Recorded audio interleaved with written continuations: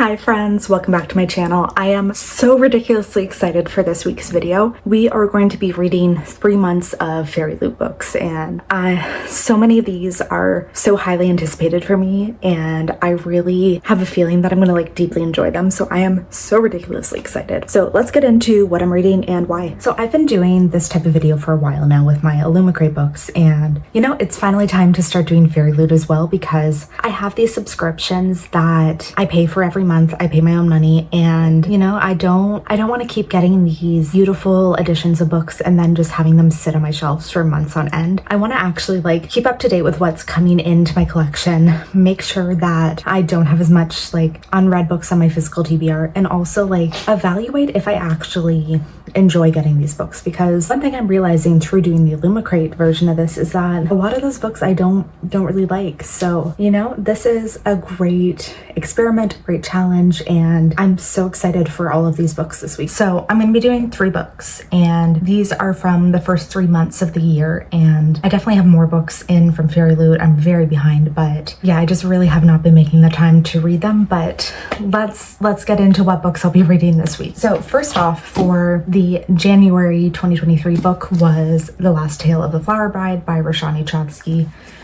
I really love this edition. I think it's absolutely gorgeous, and I'm very much anticipating that this is going to be a very good read for me. So this is about a couple who gets married, but the bridegroom is told that they can get married with one condition, that he is never allowed to question his wife's past. But after a family tragedy, they end up going to her and family home, and he just starts kind of realizing that things are a bit strange and kind of getting into the mystery of her world. So I do anticipate that this one is going to be a fantastic read. Also, I just really think that this is a stunning edition, so I'm hoping I love it. The February book was The Adventures of Amina Al-Sarafi by Shannon Chakraborty. So she is the writer of the Daevabad trilogy, which recently finished. I loved it. I thought it was super fun. And this takes place in the same world, but we're following a pirate who, actually no, she's a retired pirate who's later on in her life, and I think she's been doing legal work now, cargo transport, and she's given kind of an offer she can't refuse. So it's an adventure where they get the band back together and they just go on one last adventure. Again, this edition, ridiculously beautiful. This is one where, so all of the inside cover is gilded, and I love it. And then also, I just really love this edition, and I kind of want to keep it on my shelf with just the naked hardback, but yeah, this one's stunning. Unfortunately, I've been hearing a lot of people say that this one's a little disappointing, but let's hope it's still good.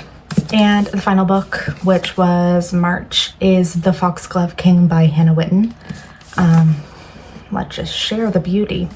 And this is another one where, yeah, they have been absolutely killing it with these naked hardbacks, so much. I don't actually know what this one's about, so let me take a look. Okay, so this is about a woman who escaped a cult and has been working as a poisoner for the city's underbelly, and something goes wrong and she's captured by the king, and then he, instead of executing her, which is expected, he kind of gives her a job instead. Don't really know too much about this, haven't heard that many reviews. I also haven't really loved the other books that I read by Hannah Whitten, which I believe it was For the Wolf is the other one that I read by her, which was okay but not spectacular. So this is probably the one I am least anticipating that I'll enjoy, but I'm still very hopeful about it. So yeah, those are the 3 books. I'm really excited. I'm gonna go dive into The Last Tale of the Flower Bride, and I just could not be more excited. Alexa's dreaming now, drifting off my couch. We walked down streets she's walked 1,000 times. At the AM. There hasn't really been a lot that's happened so far in this book, and it's definitely one that's entirely vibes, barely any plot, and I'm so here for it. It is so ridiculously beautiful. The writing is so stunning. It's just beautiful, atmospheric, very gothic, and I am absolutely loving every moment of it. In terms of the plot, like, there really is not that much that happens. Basically what I said in the description of it, there's a couple who gets married and the bridegroom is told that that he's not allowed to ask any questions about her past, and they spend a few years living like this very happily, but then there's family tragedy and they go back to her ancestral home. And it's just so interesting because we're diving into this like family mystery, like all the past of the wife's like this best friend she had, their magical upbringing, their like strong belief in this fairy world. And it's just really, really beautiful. It's just very like, there's a kind of creepy vibe. You're not entirely sure what's going on. You're not sure if there's really magic or if they're just imagining it. And yeah, I'm really, really loving it.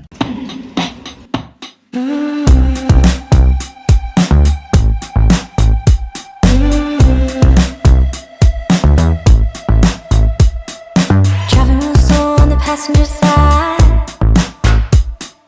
I couldn't be your sunshine. We're up in the air, but I'm down for the ride. So when I last talked about this book, I think I described it as all vibes, no plot.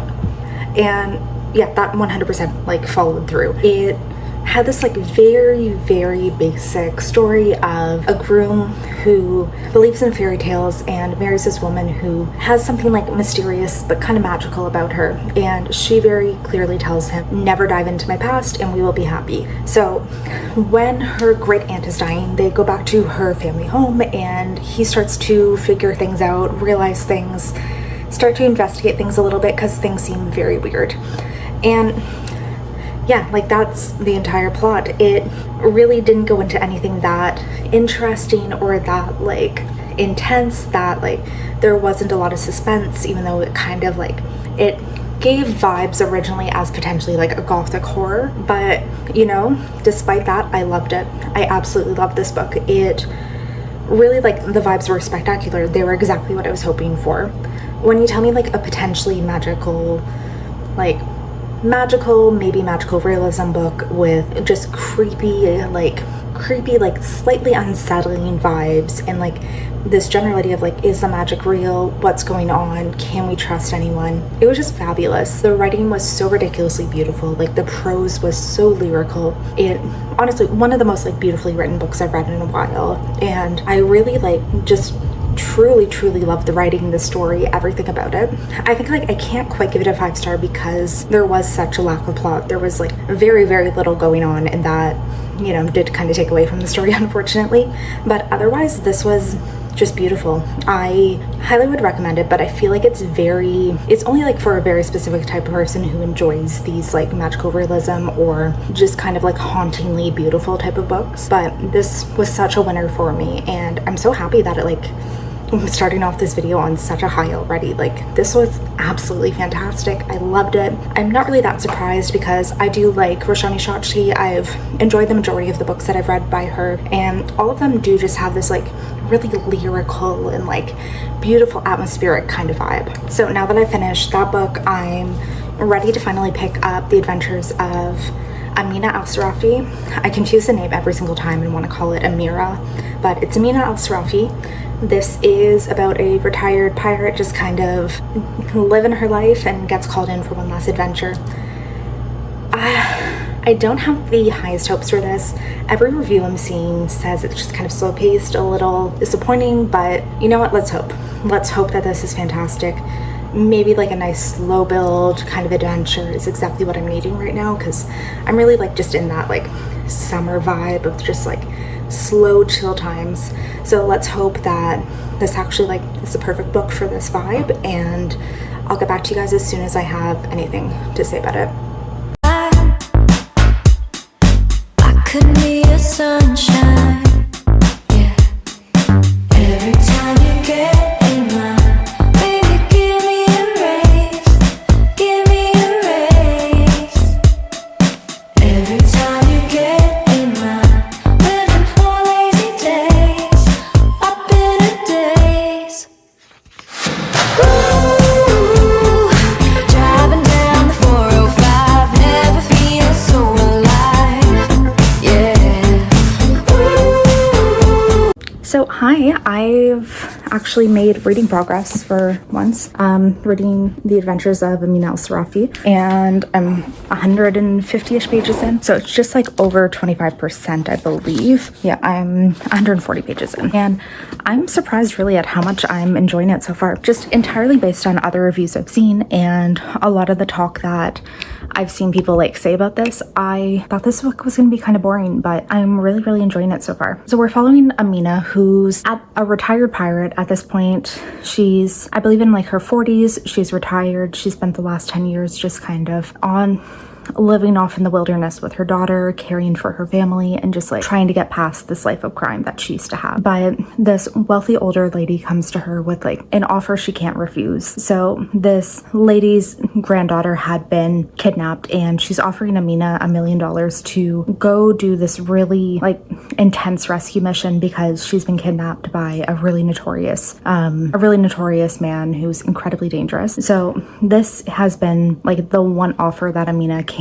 turn down, and the one that finally has piqued her interest to get out of retirement. So right now we're kind of just in this, like, she's getting the band back together, she's getting her old crew back, she's getting her old ship back, and just kind of revving up to go on the adventure. And I'm really liking it. I'm really enjoying this whole like retired pirate kind of vibe, and she's just ready for one last adventure, and like she wants this to be it, and then she's done, and she's hoping that this will be the one that provides for her whole family, and then she'll never have to worry about anything again. And yeah, really enjoying it. I guess I'm not really that surprised because I've read Shannon Chakraborty's other series, and I really enjoyed the writing in them. I really enjoyed the characters, like the vibe, like all of that. But I'm not surprised that I'm enjoying the writing quite a bit again in this one. Definitely very happy with it. It's not a super fast-paced read, and I think that might be some people's issues, is that it's definitely slower. We're very like sitting with the characters and sitting with the slow adventure and like the slowly making these choices and going through these things. And that could definitely be some people's issues, is that it's not like action-packed so far. It's like just things are slowly unraveling, and we're like slowly learning about Amina's past and everything, but really enjoying it.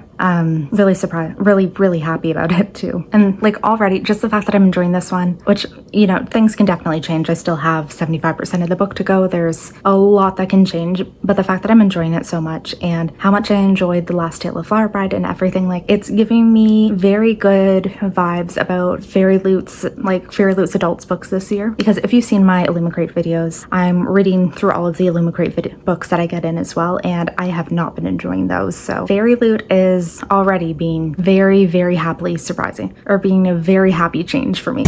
Every time I'm all alone, can't help but pick up the phone, and I'm ringing it for you. And I'm ringing it for you. Driving real fast and I'm feeling alright.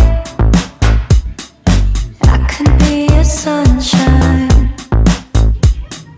Not gonna stop until we collide. I could be your sunshine. Every time you get in my, baby, give me a raise. Give me a raise. Every time you get in my, living for like. Finished this one, and I'm giving it a 4-star. I really enjoyed it. Like, I think this was just like a very fun pirate adventure. I really like the focus of this one, that it was like getting the band back together after 10 years away, and like them just trying to find their footing again as not quite being like the feared pirates they once were, but instead being middle-aged people who maybe are a bit out of the game, maybe don't have the same skills that they used to, but are really trying to reunite and complete this mission for the good of all of their families. I thought overall it was just super fun, and yeah, I really enjoyed it. Like, it was a great pirate adventure, which, you know, I didn't realize that I really wanted that, but apparently I'm feeling that really badly right now. So yeah, 4-star. Just overall, I really like the character of Amina. She was, you know, just like somebody trying to do her best, and really like having been away from this life of piracy, realizes like how much she's been holding back of herself, and all these years that she's like out of the game, just how much she really wasn't being herself, and then realizing that she needs to find a way to get back to this life, because that's who she really is. She's not this like stay-at-home mom that she was acting as this for the past 10 years. Like, that's just truly not who she is. And then realizing too that like the crew that she was getting back together for this adventure, they are her family just as much as like her parents and her daughter are. And like she really needs to embrace that and find a way to make sure that they can all coexist and find a way to be happy with this pirate life. So it was fun. Had a bit of tie-ins to the David Bond trilogy too, which is pretty cool, which is always like very fun to see. And yeah, I really enjoyed it. I will definitely be picking up the next book because I think it left off on a fun note, and really excited to see where the story goes from here. So 4-star, and I am super happy. And I did in fact pick up The Foxglove King. So this is the naked hardback of the book, which I love this. Like, I really think I'm just gonna keep it on my shelf without the dust jacket because this is gorgeous. I'm not like 100% convinced on it so far, but I do think that it's going to be like a fun fantasy romance book. So we're following this woman, Lore, who has this like death magic. So we're in this weird kingdom where there's some kind of thing with poisons where people purposely put themselves into this like half living, half dead state. So I'm really confused about what the role of poison is in this society, but it's a huge thing. And people like, there's all kind of like poison runners, which it feels like it's almost like a drug that the wealthy use. Is they take these poisons, they get a high, and then they somehow like it prolongs death, or like gets them into this like half dead, half alive state, which people want to be in. So Lore, she has this like rare ability as a necromancer, and it's just been discovered. So she basically is able to reanimate corpses.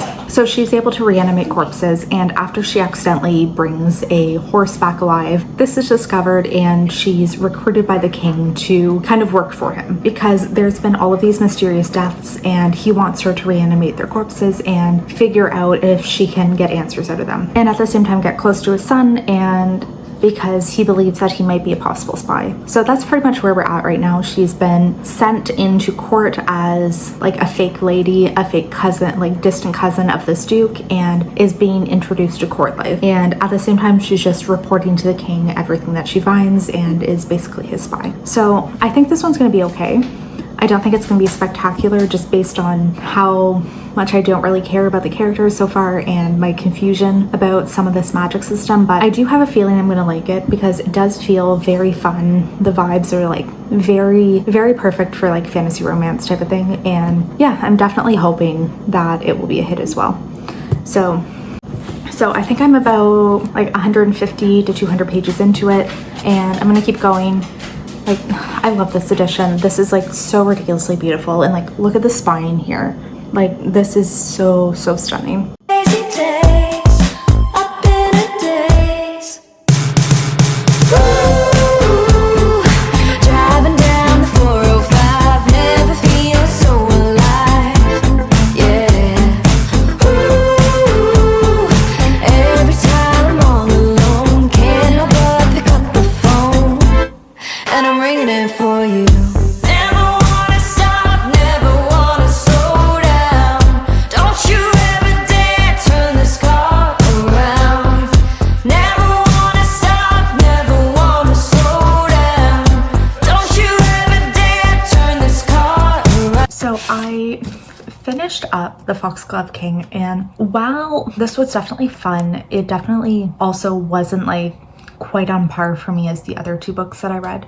This was very much, even though the characters were in their 20s, it felt very young to me, and it was just like kind of like a fun fantasy romance time. I definitely found that like the magic system, while interesting, because like I was saying before, it dives into these poisons, and people take poisons to extend their lifespans. So there's all of this magic involving poisons and death and stuff. While interesting, I also don't feel like it was explained well at all. So like I'm still incredibly confused about what the magic system actually is, and I feel like it just very much stated the basics and didn't really get into anything like grounding about it. Like there was nothing really concrete, nothing that made true sense, and it was just incredibly confusing. The concept interesting, just didn't fully fall through on the execution, I guess. The romance in this one, I don't know. I think it's really setting up like a love triangle between our main character Lore, this former priest, and the prince of this realm. And it's definitely setting up a love triangle between them, but I didn't really care about any of the relationships that much. A lot of the attraction on part of that triangle seemingly came out of nowhere. And yeah, I wasn't convinced about that. So I wasn't really rooting for any of the relationships. I didn't really care that much about it. And a huge backdrop to the story is that there's this really big political